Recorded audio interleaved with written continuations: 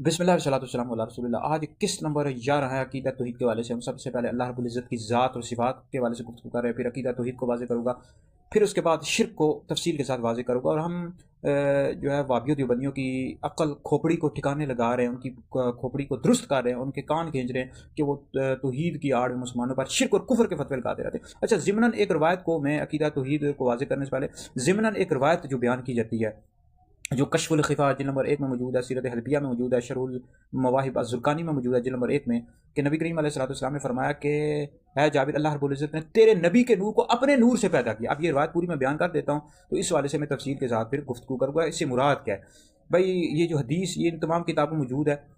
अन जाबिर बिन अब्दुल्लाह क़ाल क़ुल्तु या रसूलल्लाह बि अबी अन्त व उम्मी अख़बरनी अन अव्वल शैइन ख़लक़हु तआला क़ब्ल अल अशिया।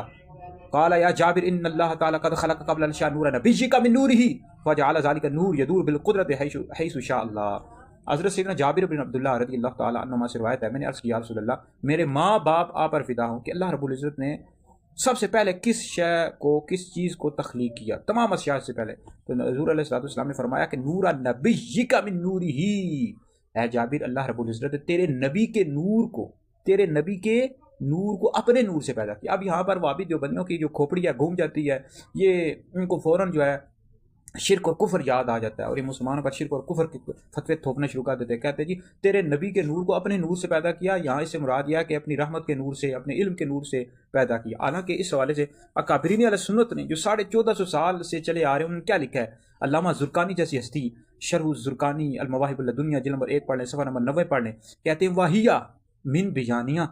यहाँ पर ये जो लफ्ज़ आया ना कि नूरा नबी जी का मिन नूरी ही, मिन की कई अक़साम होती हैं, मिन बाज़िया भी होता है, मिन बयानिया भी होता है। वो वाबियों देवबंदियों को दरस निज़ामी का लेते हैं, तुम लोगों को अकल पता लग जाता है कि मिन की कितनी किस्में होती हैं। यहाँ मिन बयानिया है। इमाम ज़ुरकानी कहते हैं वाहिया मिन बयानिया आई मिन नूर हुआ ज़ाती ही, यानी नबी करीम अलैहिस्सलाम को अपनी ज़ात के नूर से पैदा किया। तो ये कहते रहते अपनी रहमत के नूर से पैदा किया, अपने इल्म के नूर से, मिन अपनी ज़ात के नूर से पैदा किया। अल्लामा ज़ुरकानी कहते हैं ये मतलब नहीं कि अल्लाह की ज़ात मादा है जिससे सरकार का नूर पैदा किया गया, बल्कि आपके नूर के साथ किसी चीज़ के वास्ते के बगैर अल्लाह के इरादे का ताल्लुक हुआ। जैसे जो मट्टी होती है ना, इंसान के लिए मादा होती है, इंसान का जो जिस्म होता है मट्टी से बनता है। तो आप ये हम नहीं कहते कि अल्लाह रब्बुल इज़्ज़त का जो नूर है नबी करीम अलैहिस्सलाम के लिए मादा है, या नबी करीम अलैहिस्सलाम का नूर माज़अल्लाह अल्लाह के नूर से जुदा हो गया। या फिर हम ये कहते हैं, ये हरगिज़ भी नहीं कहते कि अल्लाह नबी करीम अलैहिस्सलाम का नूर अज़ली अब्दी है, ये हरगिज़ भी हमारा मुक्की भी नहीं है। तो अब इस सवाल से हमारे काबिरीन अहले सुन्नत लिखा कि हदीस में मिन नूरी फरमाया ना, अपने नूर से पैदा किया। अब जिसकी ज़मीर अल्लाह रब्बुल इज़्ज़त की तरफ राजी है कि इसमें ज़ात है, यानी मिन नूर जमाल ही या नूर इल्म ही या नूर रहमती वगैरह नहीं फरमाया कि अपनी रहमत के नूर से पैदा किया, अपने इल्म के नूर से पैदा किया।